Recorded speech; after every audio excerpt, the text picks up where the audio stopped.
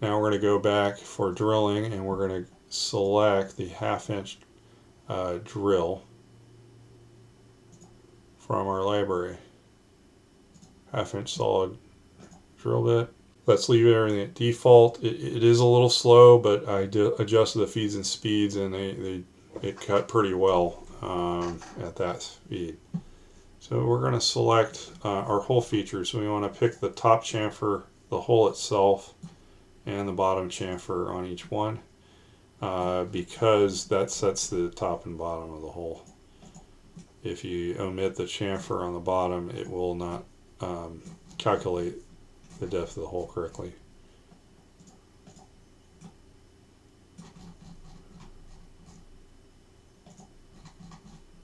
And you could always override it, but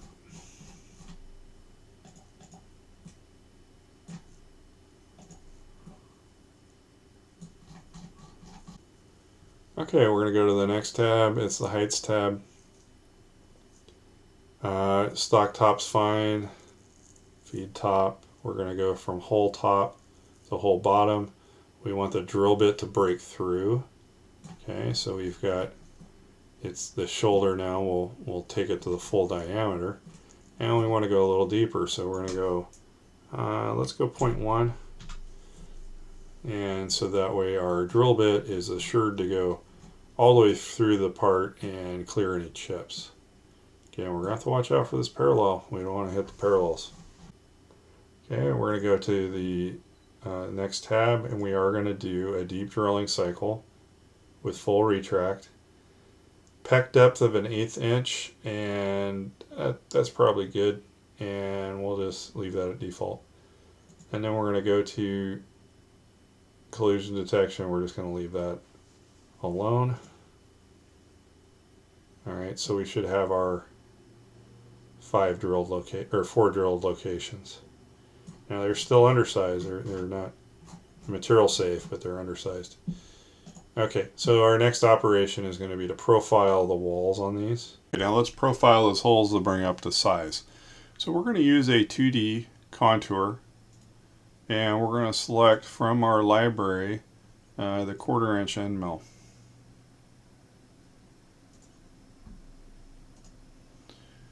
Okay, we're going to keep everything at default on the feeds and speeds. We're going to go to geometry, and we're going to select basically our holes. Now we're going to need to select some things for depth. Okay, we're going to go 2D contour. We're going to select tool 3 from our aluminum library, which is our 1/4 inch end mill.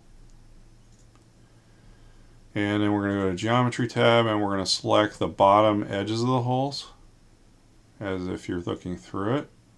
Make sure the arrows are faced on the inside of each circle.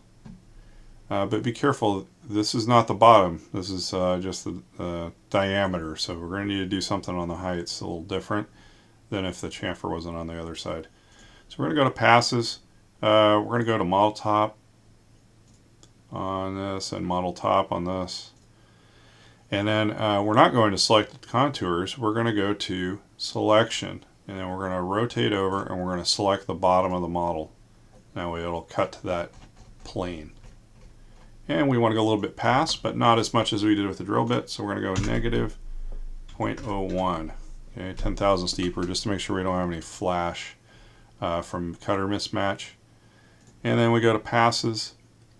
We're going to use wear compensation. We're going to skip on down here to roughing passes. We definitely want to do a roughing pass. Our maximum step over with a 1/4 inch end mill is going to be 0.2. We'll leave the smoothing deviation alone on the roughing. We're going to do multiple depths. Our maximum depth is going to be, we're going to go 0.25. That's about a cutter diameter. Actually, no, let's change that to 0.125. We're just skimming the wall. So okay, and we're going to have finishing step downs. We're going to have one just to use that as a spring pass. We're going to go 0.01 on that spring pass, and we're only going to finish at final depth. We're going to use even step downs. We're not going to leave any stock. We're going to turn on smoothing because it is round. And let's go back up.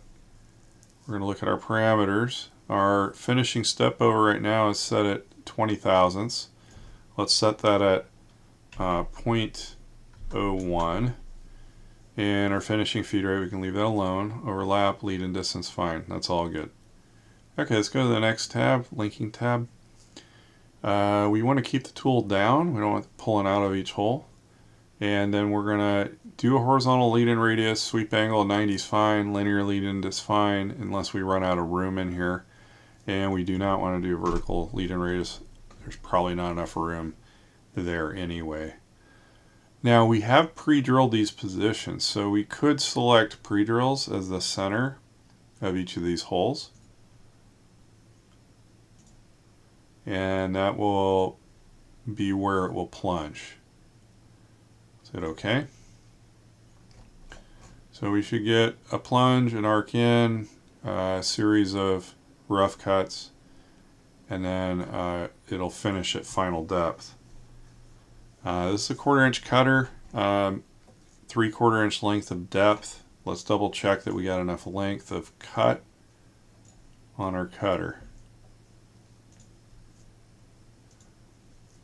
And this tool, yes, has a 1 inch length of cut.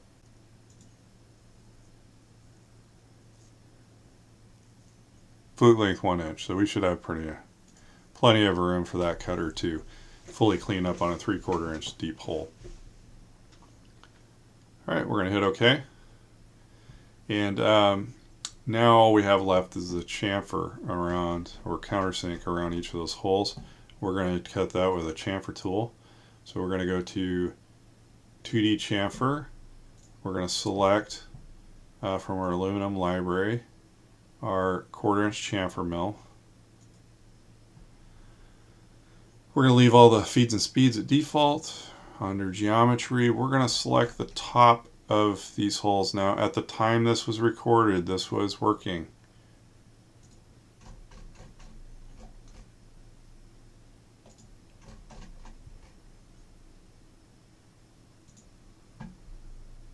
Okay, we're going to go to heights.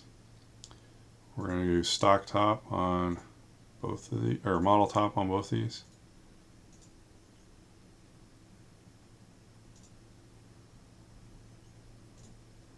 Okay, we're going to leave that at default. Our chamfer width we're going to leave at 0.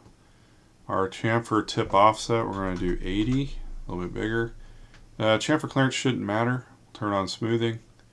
And then we're going to go to the linking tab. And I believe we can leave all this at default. And we'll hit OK, and hopefully we get chamfers.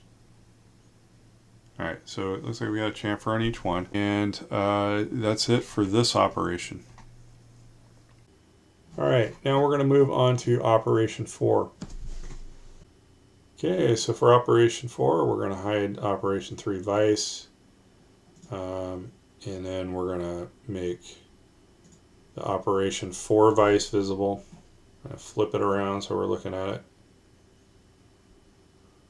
Okay, so now we're going to just do the chamfers on this opposite side, which we can copy the routine from operation 3, and that's the only thing that op 4 is going to do. We're going to create a setup, we're going to create a new setup, and we need to go through this rigmarole again here. So we're going to set our stock as from previous may work, we'll leave that alone. Our model should be the actual part, okay, that should be selected. We do not want model orientation. We're going to do Z-axis and X-axis. We're going to pick the top of our part. Just to be thorough, we're going to pick a line that's in line with X-axis. And we're not going to use a stock box point again. We're going to use selected point. And it actually is popping to where I want it, which is ironic. But we're going to put it on the right hand side of the part.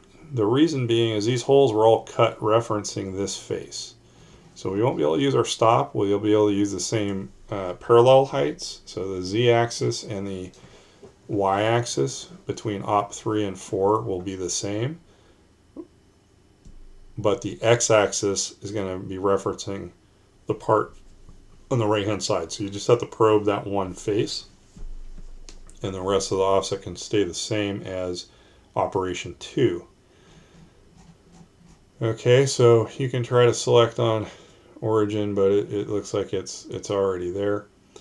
And then we're going to skip over the stock tab. We're going to go over to post process. We're going to type in 7310.3, which is the third operation. And our program, I'm sorry, it's 4. And our program comment is going to be op4. We're going to use work coordinate system 1. Okay, let's hit OK. We're going to change our title to op4. Everything done on op4 is the countersinks. Everything else has been established on those.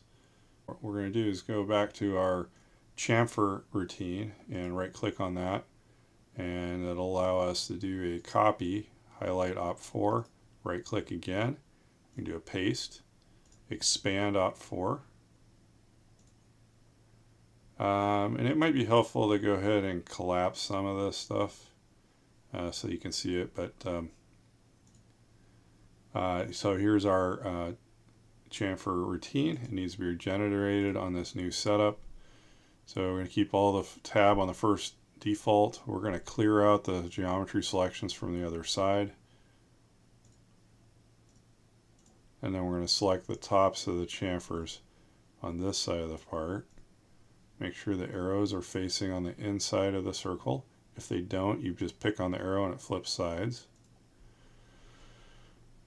We're going to heights tab, and we're going to leave all this at default.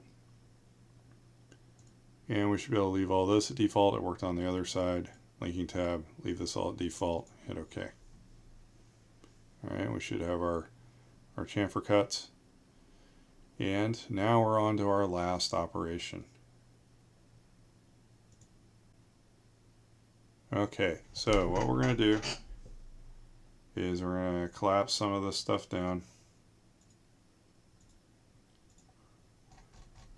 And this operation has kind of a different setup. So as you remember, we have this Kurt vise that stands up on end. So we're going to make the vise we're using invisible, and then we're going to pick on the Kurt vise and make it visible. And we're going to orientate the part as if it would be mounted in the machine like so. So we'd mount this vise on the left side of the machine. That way we have full view of what we're doing. If we put it on the right, you have to kind of look around the corner as the controller, from where you're standing on the controller. Okay, so we're going to set our location. We're going to create a new setup. And we're going to use, we should have the model as this body, and then as a stock, I think we can use continue from previous operation, but our orientation is going to be z-axis plane and x-axis. So we're going to pick on the top of the part, then we're going to pick on something that's in the x-axis, and in my case we need to flip the x-axis, and then we're going to go to a model box point, and we're going to pick the one in the back left corner. Okay, that way it's in alignment with the fixed jaw and the base of this vise. Now you're going to have to set this vise up, bolt it down, and indicate it in that it's square to the table before you do this work. And on the base of it, we're not going to use a parallel. We're just going to go straight onto the table for this particular item. Alright, we're going to go to the next tab under stock, leave that alone. Post process, this is the 73, that's op 5, and our program comment is going to be op 5.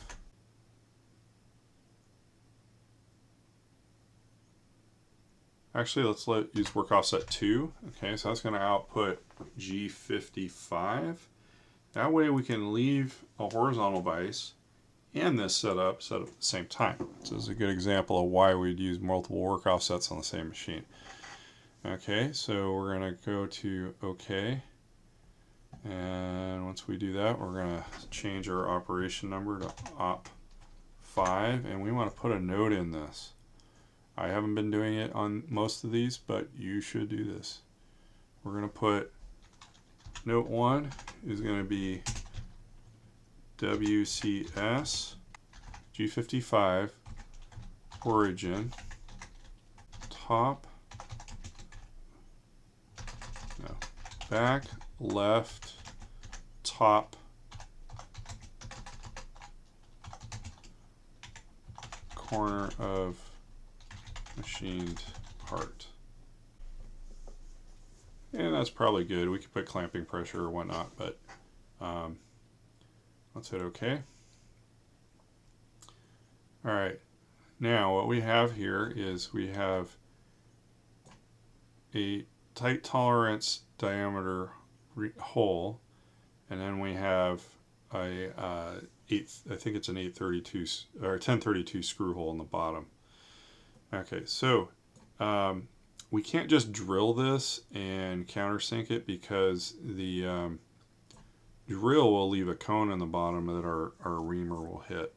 So we need to do this in a couple stages. We could pre-drill it, then come in with an end mill and cut out just the chamfer at the bottom.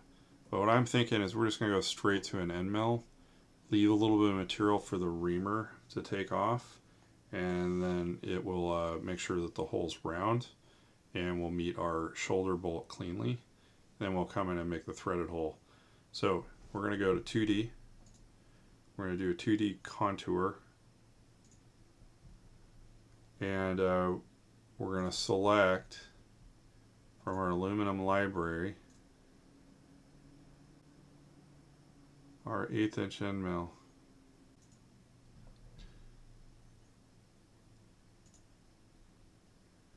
Okay, and then we're going to go to geometry, and we're going to select the bottom of our hole. Make sure the arrow's on the inside. We're going to go to heights. We're going to put this at model top,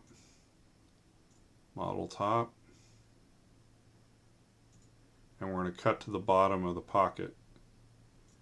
Just to make sure that we've gone deep enough, we're going to go negative 0.005 just to make sure that our reamer doesn't contact the bottom.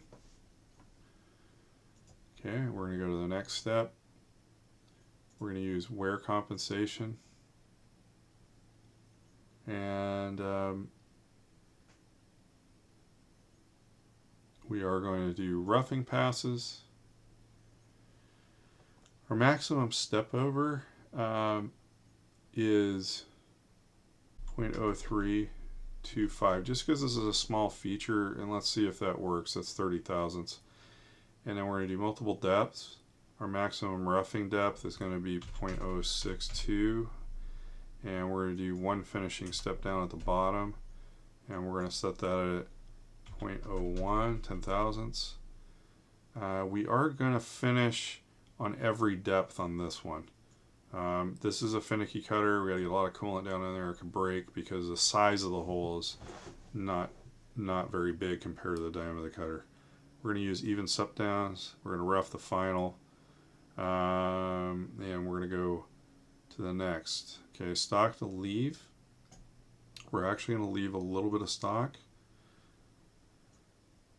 Okay, our reamer needs some material to remove. So we know a 246 is enough for our 251 reamer to remove. So if we were to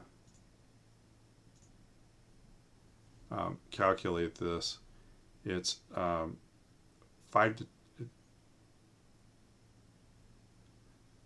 hole is supposed to be 0.251, and we subtract 0.246,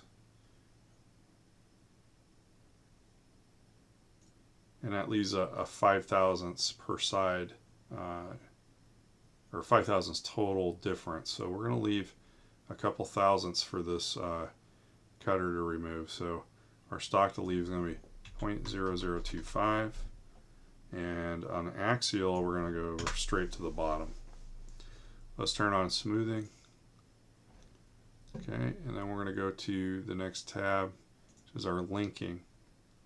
And this is where we may run into problems. There may not be enough area for our lead-in, so we may have to play with this. We're going to keep the tool down, and we don't have enough room for a vertical lead-in radius even if we wanted one. And let's hit OK. And lead-in radius failed to evaluate expression. That's because there's 0. Let's try this again. Alright, so it worked. So we're going to get a little lead in and we get a finished pass on each depth. And the reason we're doing that is this is a very small cutter and it's going to be flexing a fair amount. So if we take a little bit off as we go down, we're going to get a straighter hole out of this. Okay, so next we're going to go and we're going to ream this hole. So we're going to go to drilling, and we're going to select from our library. You should have this tool already built up by now, and it is tool 19 is the 251 reamer. Let's hit this select on that. We're going to keep all the default settings here. On geometry, we're going to select the chamfer and the hole, and then we're going to go to the next tab, heights. We're going to do model top. We're going to go from the whole top to the whole bottom, and we went a little bit deeper just so we make sure we don't hit bottom. And we're going to go to the reaming cycle, leave that alone, and linking tab we leave alone. Okay, so we should get a nice reamed hole. If we have problems, it's most likely going to be cutter mismatch between these two tools. You went too deep with the reamer. Okay, next we're going to drill the hole for this. Now, this hole's not big enough for our to pilot, so we're going to have to get in there with our we're just going to have to get in there with a hand tool to put that lead-in chamfer in. We're using a carbide drill, so we should be okay. So we're going to go to drilling. Okay, we're going to select from our library tool number 11, which is the tap drill for the 1032 form tap. I'm going to select, keep this all at default. Geometry is we're going to be picking the hole and the chamfer, so we get our depth. We're going to go to heights. We're going to model top on this. We're going to feed in from, we're actually not going to feed in from whole top because we don't want to accidentally retract into that. So what we're going to do is we're going to go to model top for that as well. It'll take a little bit longer because it's going to feed down in, but we want to make sure that we're not hitting anything.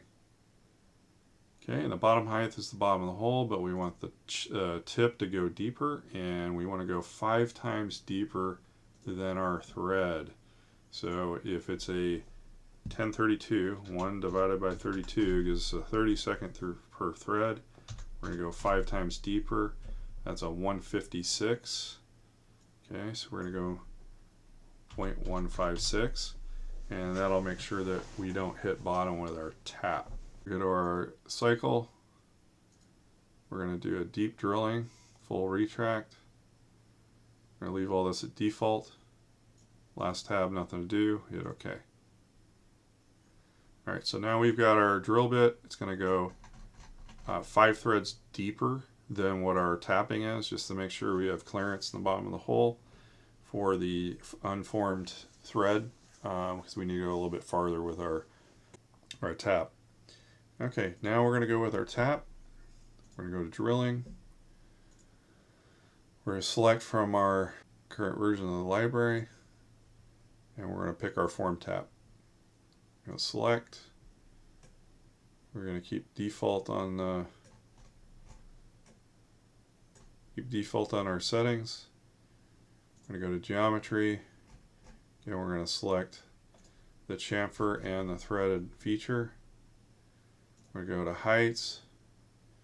Again, instead of going from whole top, we're going to go from model top, just to make sure that we're not going to retract and ram into this hole.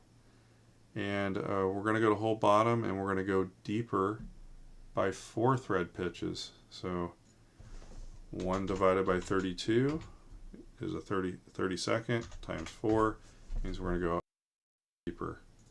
So let's put in negative 0.125. Okay, and then we go to our next tab. Tapping cycle's fine, and then linking tab, there's nothing to select.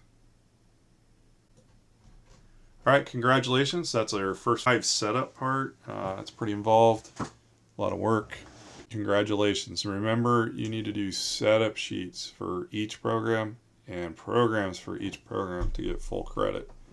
Thanks a lot, and we'll catch you on the next job.